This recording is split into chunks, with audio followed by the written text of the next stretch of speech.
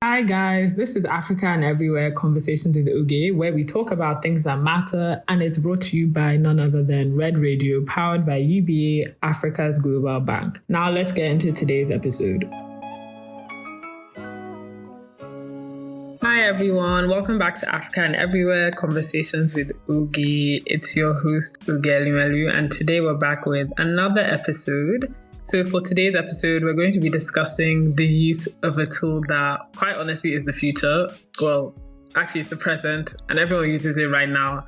And if you're listening to this podcast even, you're using a form of it as well. So today we'll be discussing the role of social media and public relations, communications, and marketing for business development, but also for personal brand. And to be honest, the two can even feed into one another at the same time. But for our guest, I also wanted to make sure that this episode was kind of different. Like, we were bringing in interviewees from a younger demographic as well. So some people that are similar to me that have, for the majority of their life, I would say, had access or close proximity to social networking sites and just the use of social media as a marketing tool. So we have today Amara Ogbonna and Anu Agboke, but I'll let them introduce themselves. Hi, 𝐂𝐲𝐢. Hi, Amara. I am Anuluapo Agboke. I am a creative communicator and brand strategist. I currently work in marketing and corporate communications at 𝐶 Hotels PLC, and I'm excited for the conversation today.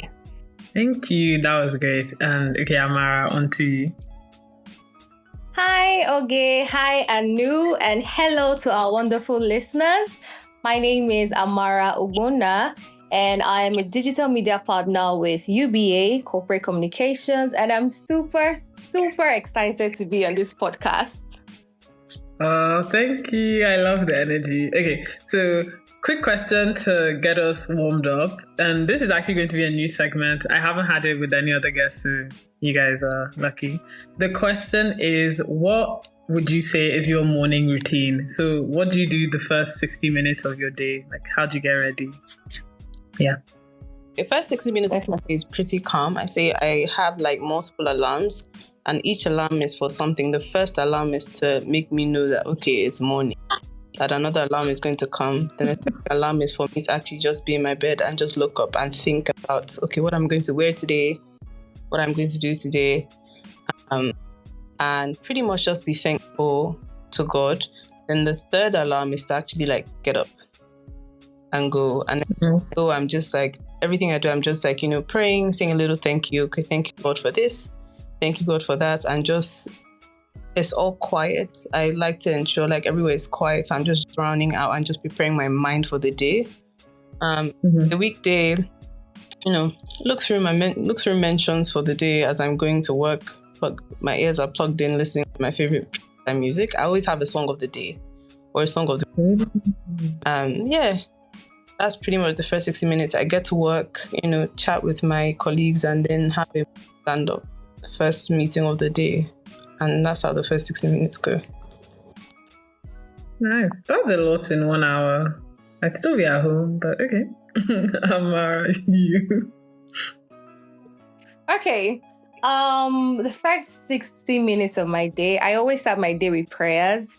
I think my prayers cover about 30 minutes of that 60 minutes. And then the other 30 minutes, I used to like prepare myself for work. And funny enough, I listen to a lot of podcasts, like on my way to work. I have a lot of people that I listen to in the morning. So this is why I'm super excited to be on a podcast, because I really love podcasts. And so that's basically how I just start. And while listening, I go through social media because that's part of my job.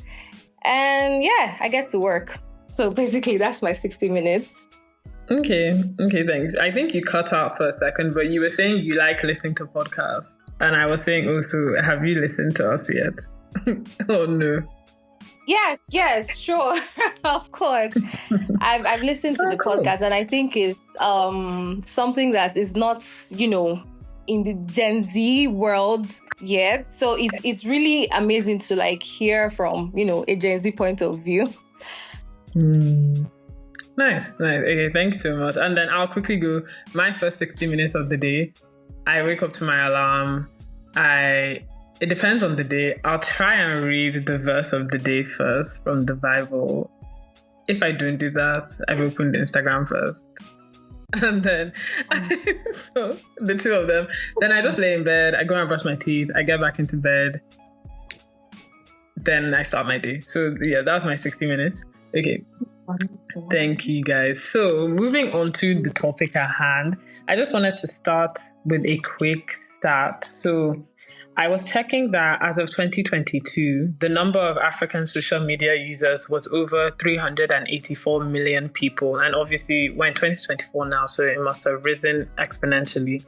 And I know businesses as well have started to notice these trends and want to jump on the pattern as well. So as I've even started this podcast and being in proximity to UBA now and other companies, I've become very familiar with this term that's thrown around like comms, brand awareness, PR, all of that, marketing. And just I think it's a good first question if the two of you or one of you could explain to us in layman's terms, what exactly do we mean when we're talking about comms, and how does this tie into brand awareness, and just what's the importance of this in the business setting? Yeah. One thing I often say is like when people talk about communications, marketing, we're all like, branches of the same tree. We're not the same.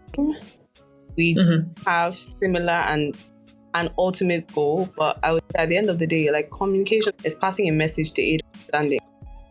And in that you understand that there's a sender, there's a receiver, which is your target audience. There's the message itself, which could be the brand, which could be and the brand consists of, the mission, the vision, all of that, the message you're passing for them to understand. And then what feedback they give you, your equity at the end of the day. So communications is sending a message to understanding feedback. Is still the basic definition of what communication is. It's just we have different tools, we have different strategies, we have different theories that we just to achieve this one goal of sending a message to aid understanding and for feedback. Yeah, that's how I would put it. Thank you. And Amara? Okay, what I'll say, basically, communication is life. Everything that happens in life, every single thing, that something is communicated, whether verbal or non-verbal.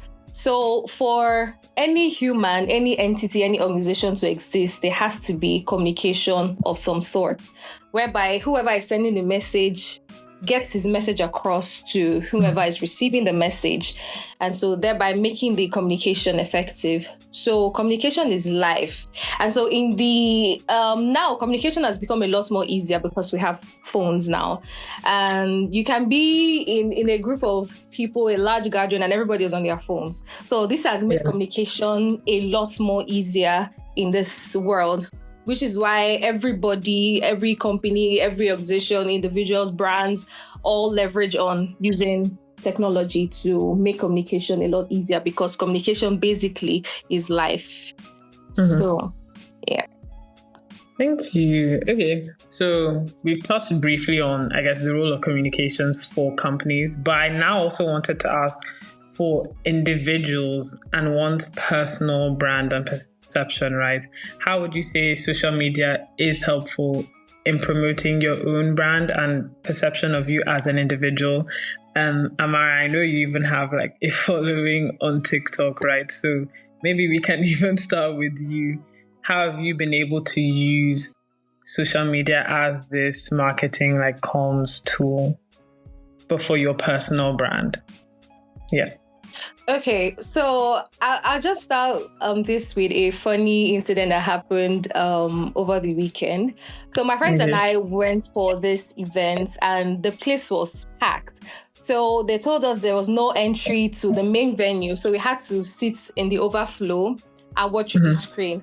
And I knew the stress that I had to take in order for me to get to that place. And so when they told me that, I was really disappointed. But lo and behold, some guy just came in. I was like, oh, are you not Donna Amara? I see you on Instagram. I love your content. I follow you. You guys should call me.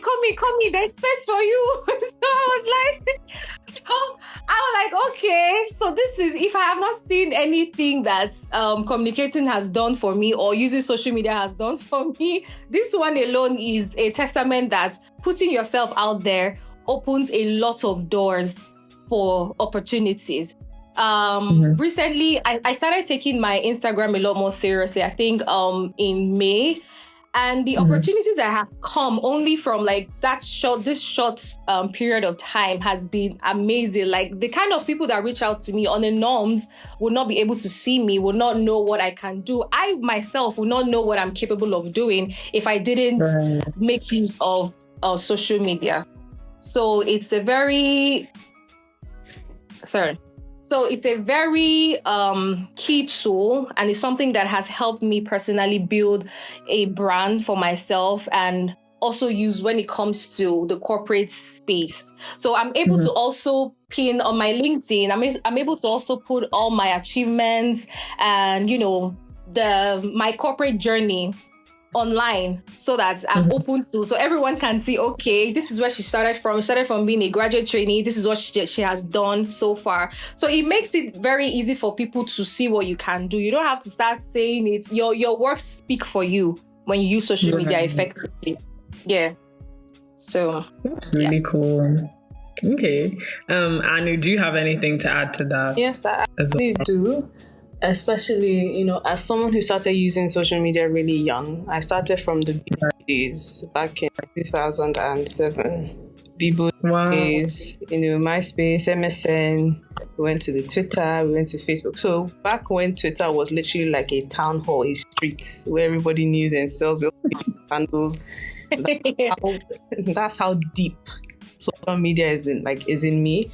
And it's so, I never really... I just like social media for the sake of, I can just talk to my friends in whatever country. Social media just basically lets you, like Amara said, you can transcend space and time, right, with social media. And the beauty of it is that on that digital space, you can literally create any personality you want to. You can create anybody. You can create whatever brand you want to create. But at the end of the day, it's best to just be you and position yourself, because it's easier to sustain. Because if what you're putting out there is a false image, you're going to have to do so much more to uphold that false image online and offline, as opposed to just being. So where I realized how critical it was, or how far maybe my brand or my image has gone, is when I go out and people address me as Big Anu. They don't call me by my name. Even that's cool. Call me Big Anu. Nobody calls me by my name. I've met people in different walks of life, in different spaces, way older than me. They're like, "Oh, you're Big Anu," and I'm just like, okay. But then what they see is Big Anu. And then the way I am online is just mostly, if you go on my page, you just see me being happy, my work, having TGIF, Christmas party. So a lot of times people just feel like, I know works at. It's almost even the brand extension that comes with whatever you put out. So it's not just me, but then when I put out work events, when I post my colleagues, when I post the fun we have outside of work, it shows, this person works here and it's a great place to work. To the point when I go to places and I just show my business card, I can pretty much get in without talking too much. That's what a brand does for you. And considering most times I'm a very private person, my circle is very small, so people don't see me outside often. So when you're rare, it's almost like this girl is hard to find. I like that, that exclusive, big girl brand. And I think that's what social media has helped me do. And then considering everywhere I work and how I showcase my work and what I do, it just solidifies that image or that persona of who I am. And then it just translates to how I'm respected outside and how I'm treated generally. Like Amara said, I see you had TikTok. I joined TikTok last month. I don't know how to use TikTok, but I joined last month so I can just watch stuff. And she comes up on my timeline every single day. So I see what's going on in UBA every single day. So yeah, I think that's social media just allows you to reach as many people, really craft and create the persona you want and you want to communicate. And yeah. No, you guys' responses are so cool. Like I really love it. Hearing how you go to places and then, it's kind of from the realization that, you do have a social media presence that at times you are taking a bit more seriously, which maybe is a sad thing, but I guess it's just the reality of things at times. And hearing as well how through the two of you actually using your social media as a personal tool, it's also inadvertently promoting your company's awareness or where you work. So I think that's just really cool because it shows how wide-reaching social media actually can be. And that was funny to hear. I know you've been on social media for a while. I promise, I'm not that old. I was 10. I saw my siblings on social media. I jumped right in. Mm-hmm.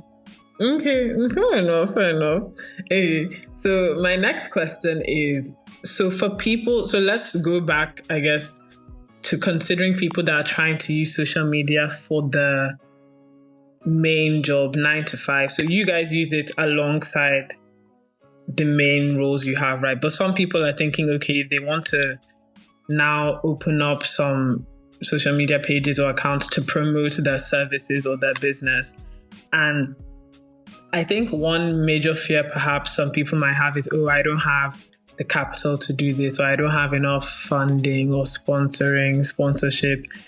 But what would you say is a way that they could go about this? Like, does it have to be so cost heavy to promote your brand on social media, or can we beat those allegations? And do you know any strategies that perhaps people can use to do this? I'm sure, even just thinking off the back of my head, I would think that the way TikTok even works and the algorithm, it's so easy to become viral now. But I wanted to hear, what were you guys' thoughts on this? How people can promote their brand without needing access to so much capital or funding?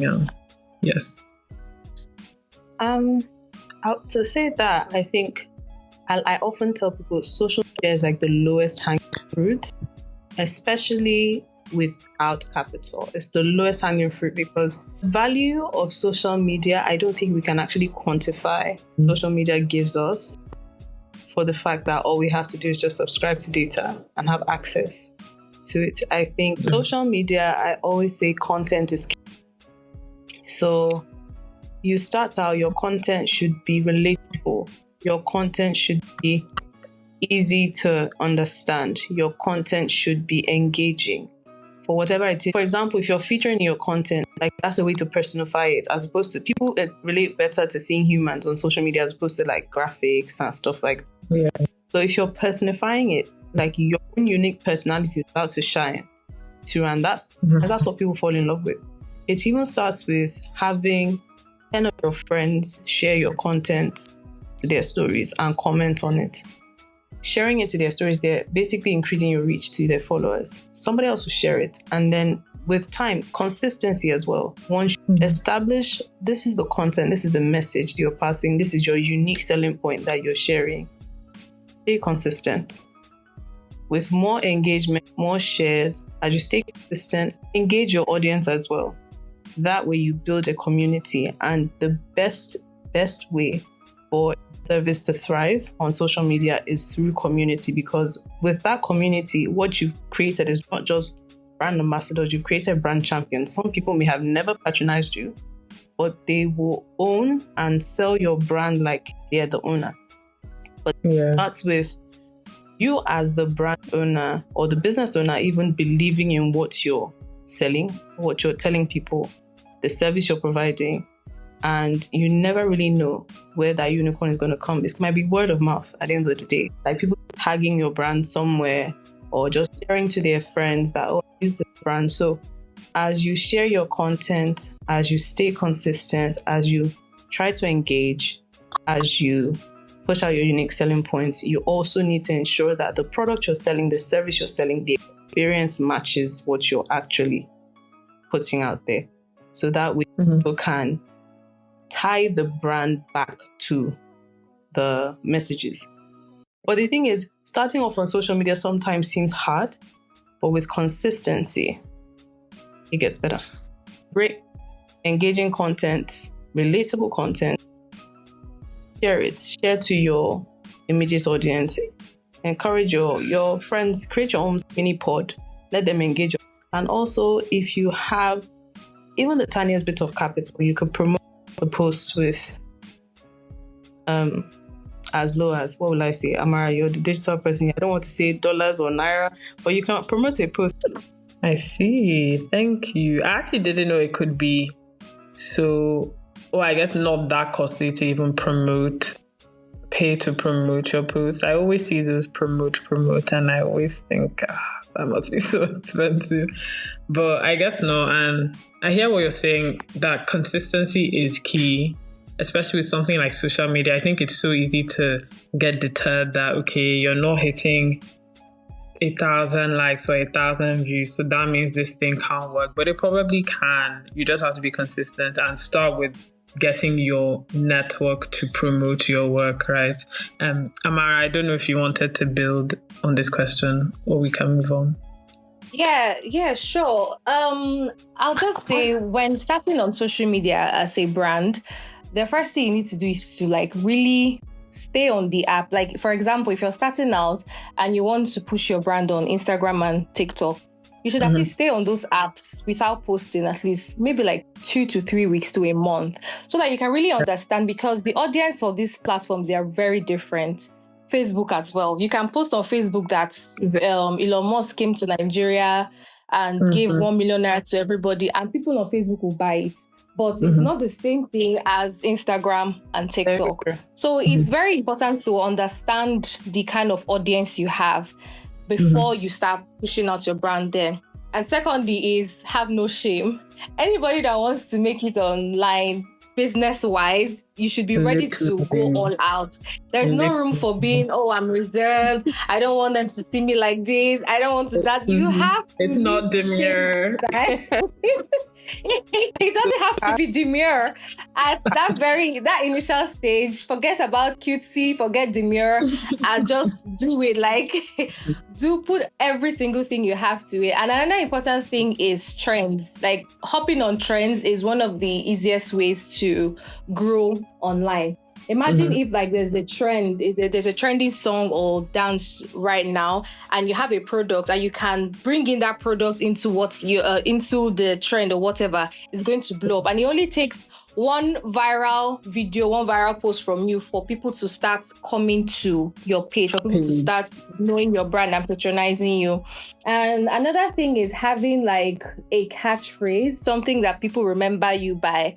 It can be as simple as, hey loves, hey guys, or you have a name that you call them. But if it's in your videos, all your videos, or at least most of the videos that you post, there's something very catchy at the beginning or at the end of the video. It makes people remember you more.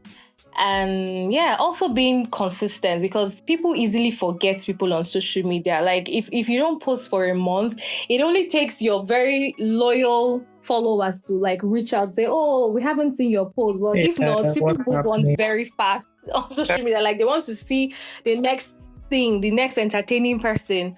So in order for you to remain in their minds, for your business to keep thriving, you need to always be in people's faces and never feel like, they are seeing me too much, I'm posting too much. Because that was one of the things that I dealt with when I started first. I was like, I'm posting every day. These women, they get tired of seeing me. But when I had to change my thought, I'm like, yes, I want you, every time you open your phone, you open Instagram or Twitter, I want you to see my pictures. I want you to see my videos. That way, I know that I'm going to grow. Even if you don't follow me the first 5 videos you see, when you see the 6th one, you'll be like, this girl again. Let me just follow her and even see. So that's just what it is, yeah. Yeah, and that as well. I think the comment section is underrated. It is. Sorry, what did you say? You think?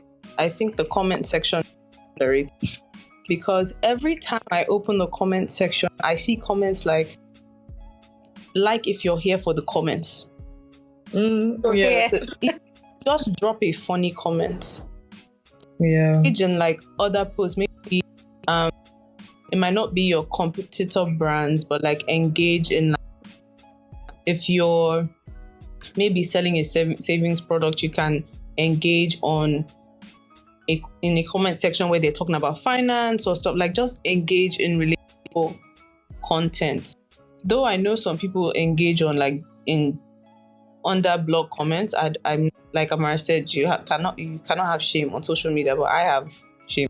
I won't go there, but I would go to like comment sections where they're like discussing related topics or like a trend or something. Make comments there. Yeah, a lot of visibility from the comment section, and that's why you see some people in the comment section of everything. That's how they. Yeah. That's so true. There's some repeat offender accounts. Especially on Twitter. You just see them everywhere. That's like one of the fastest ways that people grow their businesses on Twitter. If there's like a very viral tweet going on, you see people posting their businesses in the comment section there. Oh, that's quite funny. Yeah, join the thread. But no, Amara, the point you made about how you can't be shy, like you actually can't be shy with this social media thing. I feel like for the limited amount of time, because, now I have this platform with the podcast, and I know when it came to posting about it, because obviously I realized, okay, you have to post, you have to share to make sure it gets visibility, right? Because you want people to listen and buy it. And I was so scared. I'm not even normally a shy person, but I was like, oh my goodness, all my followers are going to see this. Like, I think what's going on? People are going to start engaging you, and then you probably do not want to deal with the conversations after. Like, oh, thank you. Okay, yeah, watch. It's that. Oh. No, I like people telling me that they watch. That's not even an issue. But I think I was like, oh no, like the people that actually follow me, they'll now be seeing me every 3 days. I'm posting something about this podcast. I'm like, this will be like rest. But you know what? No, you're right. I can't rest, because if I rest, how is it meant to grow, right? And I think what you were even trying to say probably is, if you keep in mind what your objective is, like you need to grow your brand or your service, whatever. You just have to realize that, look, this is what has to be done. And also, if you don't back what you're doing, how do you expect other people to be backing it? You have to be your own brand champion. If you don't believe and you're not putting your heart in, like, people are not going to take it as seriously. Yeah. If you're not, and at the end of the day, when you remember that this is a brand, it's no longer a person, it's no longer you. It is a brand, it's a service, it's something for your audience to experience. Yeah. Just have to remove all the feelings. Thank you. I had so many other questions, but even through us talking, you've both kind of touched on the answer that I would have looked out for. So I'll ask just one more question. Obviously, you both work at companies where, like I said, you use these comm strategies, public relations, all of that to promote the company's brand. But I wanted to ask each of you if you could give us an example of a crisis time, maybe a time where maybe it was quite stressful and you had to employ some PR tactics, or employ, okay, how are we going to go about this marketing approach? Yes.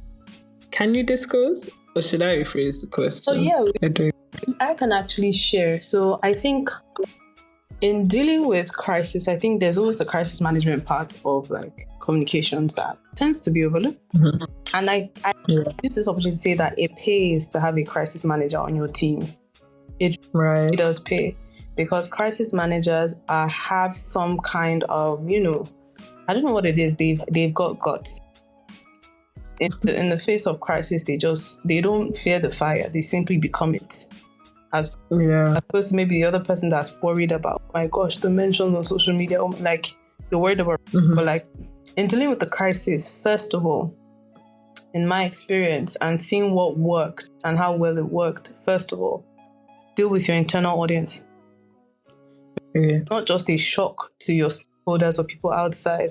It's going to be a shock to people inside, because the company we work in, there's a lot of, it's highly regulated. You have audits, you have different things, tenets you have to uphold. So you also have your internal audience, because when things are happening to a company, generally, people like, for lack of a better word, people like gist. People like to So their first point of call is to the friend of a friend of a friend that's working there. Because they have the inside scoop. So manage your internal stakeholders first. That way you can have a united front on the outside. And then decide, how do you want to? Are you going to react? Are you going to let it blow over? Are you going to maybe just reinforce your message? What are you going to do? In some cases, when you look at when you weigh the risk, you weigh the possible damage, you weigh the outcome of it, there's some crisis that you let blow over. Some crisis that you react, you put out a statement and say, just to like, you correct the facts, or you basically, no, I don't want to use the word react too much, but like you respond, you correct the notion, you address it. And there's some crisis where through various, maybe be it a campaign, be it just your messaging going forward, you reinforce something. For example, if someone says they had a poor experience, maybe at a hospital or whatever. Okay, hospitals can advertise. I don't want to use a hospital. If someone says they had a bad experience at a hospitality, in any maybe hospitality establishment or whatever, different people have different experiences. Hundreds, thousands of people come in every day. The duty now is to reinforce maybe safety, reinforce your message on guest experience. You just begin to reinforce certain messages so that people feel safe. For example, if someone says they were robbed somewhere, heighten your security and let people know that that's been done. People will come online and say, oh, ever since this thing came out, there's new security here. So it's just like, it doesn't have to even be something you say on social media or something you actually put out. It could be in your actions. Let that show, right? First, for me, manage your internal stakeholders. Let them understand what the actual situation is, so they don't even panic themselves, right? And then you look at the situation, you measure the risk, you measure the outcome, and decide how you're going to go forward. Are you going to react? Are you going to address it thereby? Are you going to let it blow over? Are you going to reinforce your message to your audience and reaffirm them, pretty much? Thank you. Okay. And Amara, what about you?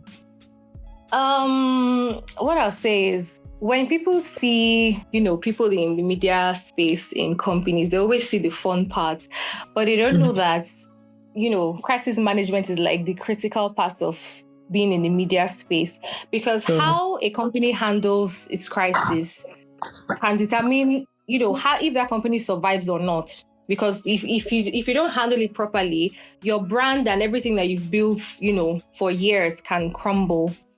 So it's, as Anu said, managing internal crisis is important, not only in alerting, the people on the inside on the situation, but also educating them. Because sometimes you can be busy putting out the fire on the outside, but somebody is lighting fire on the inside. And so it now doubles the job for, managing the crisis. So it's also important that organizations and brands always educate the people on the inside regularly, so that in the case of crisis happening, something coming from outside the organization, people on the inside are not only aware, but they are properly educated on how to handle it and how to protect the brand's image. And when it comes to handling the one on the outside, there are various techniques that are employed.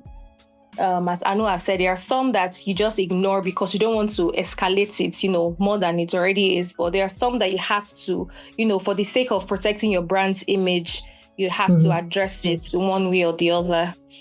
Yes, so that's just it.